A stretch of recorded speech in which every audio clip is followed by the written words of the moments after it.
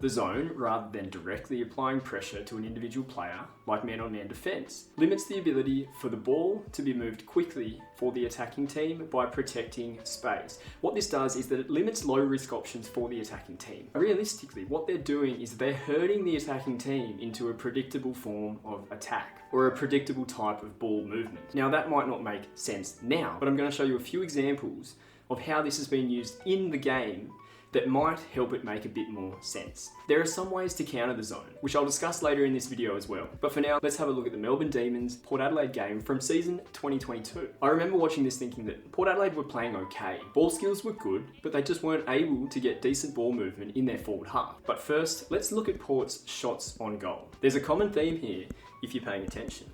The defensive 50, Burn-Jones to Cleary. He runs to about 55. It's got a fair bit of distance on it, but will look inside the forward 50. He'll give it off. Houston needs to be accurate, and had to be his best, and it wasn't. McEntee will take it right on the arc. Can go short, aim on. Had to stand and wait. Mead front and centre. Here's Rosie. Just needs the finish. A lot of these shots were on a 45-degree angle, outside the 50 or just inside the 50. The expected score of these shots is probably low. For those of you who don't know what expected score is, I'll link a video below. Without getting the expected score from Champion data for the match, because they hold their data tightly, I would expect that Port Adelaide's score of 4 goals and 12 behinds was probably a fair estimate of their expected score. Keep in mind, I don't think Port Adelaide were bad, but they just had no answers for Melbourne Zone and weren't able to get effective inside 50s. Melbourne were able to nullify Port Adelaide's ability to get quality shots on goal, something that a good zone is designed to do. Here's the Port Adelaide shots on goal. You can see there's not many shots that are actually within the 50. The red are goals, blue are behinds, and light blue are complete misses. Here's what scoring looks like with good ball movement, or beating the zone. Here's a good example where Port Adelaide managed to stretch Melbourne Zone. What they do is they move the ball from one side of the field to the other. The Port player with the ball on the fat side, other than going to the short option, kicks over the top to Georgiades, who's ran hard to stretch the zone and make space and become an option. Here's an example of brave ball movement. Kicking up the centre of the ground when Melbourne structure's well set up, and then the second kick here nearly gets cut off by a Melbourne defender, but the riskiness pays off and Port Adelaide are able to move the ball forward. Now let's look at how some of Port's ball movement was stifled. They were unable to get fluency and unpredictability to force the zone to become ineffective. Port Adelaide are trying to switch the ball, but Melbourne Zone moves over quickly. Numbers 1 and 2, and then Pickett, number 3, and also Clayton Oliver filling that space, making it hard for Port Adelaide to then move the ball. This forces them to go back and try and switch the other way. Again, the zone's well set up, making it hard for them to pick out an option. This causes predictable ball movement. Here there's only one option ahead. Melbourne closed down the space, and as you'll see, this next option has nothing to kick to afterwards. This type of ball movement and Melbourne Zone puts the ball user in a difficult position.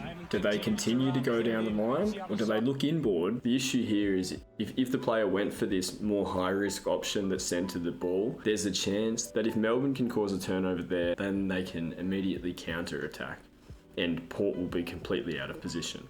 This forces the forward 50 entry wide and Melbourne's defensive structure is more than capable of stopping this. Gets onto his left. Towards the pocket, Motlop, Mays, plenty of D's, one of them's Viney. Another example where Port Adelaide's ball movement is forced wide, covering that space quite well. Powell-Pepper's got the ball, kicks, again shut down by Melbourne's defence. Instead he'll go for territory down the line. It's a 2-on-2.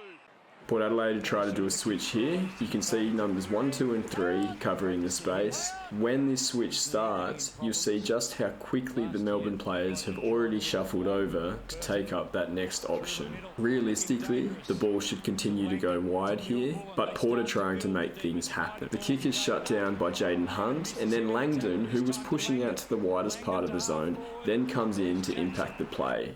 A really good play by him defensively, and reading the play has allowed him to then effect the ball and lead to a shot on goal. A nice example here from Port with a little bit more unpredictable ball movement. It's still a high-risk kick, but it caught the zone and the defensive structure off guard. However, there's no one in the 50. It's all Melbourne. Wants to run away from Brayshaw and does. Has Hunt for company. Rosie rides a bump. Looks for an option inside 50. There are many ways to beat the zone. Clearances are one example. They're important because they catch teams off guard where they might not be completely set up. Geelong, quick handball, shot on goal. Beautiful finish by Guthrie here. Dangerfield gets a nice clearance here. It isn't the perfect kick, but it still gains forward territory. Then a nice bounce. Hawkins, clean pick up. And Stengel unfortunately misses the goal. This is hard to defend against. Counter-attacks are similar, where one team begins attacking, but an unexpected defensive play enables the defensive team to gain possession and then launch forward. They often leave the zone disorganised. It's an unpredictable attack. The ball's marked in Geelong's defensive 50, and look how fast the Geelong players run to spread the zone. The Demons here have still structurally set up well, taking up that space 30 to 40, 50 metres ahead of the ball. A nice handball, and then a nice kick into the 50. Often a zone is set up quite well, about half a kick to 1.5 kicks ahead of the play, but sometimes a player will break a line, have a bounce, beat a player, and then kick the ball over the zone. Another example is teams running the ball, basically handballing and slicing through the zone, picking out the space. This can take the form of unexpected angles, kicks that change direction, half-distance kicks, 15 to 40 metre passes, and leads into awkward spaces where the zone might be stretched or unable to close down the space in time. A great example of slicing and dicing here. Pendlebury's got the ball, and Melbourne again are set up quite well, but what Pendles does is he holds onto the ball and Collingwood players come towards him, and they just pick apart and pick through the zone. Something very impressive about how Collingwood used the ball, and a great goal to finish. Kicking the ball in and just changing the angle. Two beautiful kicks with unpredictable angles that make it hard for the zone to defend. You can see he gets just over the top of the Melbourne player and then kicks into the space that's created by moving the ball to the left of the screen. On a counter attack or centre clearance, it pays to be brave. Take that centre option. There should be options on both sides of the field when you get to the centre of the ground, and this means that the zone can't shut off and herd and protect the space.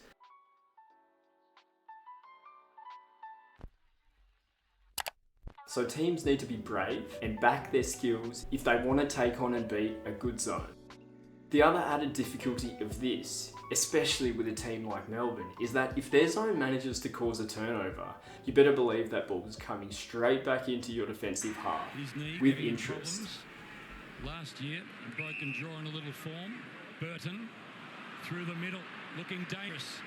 To Langdon, to Neil Bullen. They start to build the Demons. Wider ball to Jaden Hunt. Eamon misses him in the tackle. This time to Langdon. Langdon to half forward.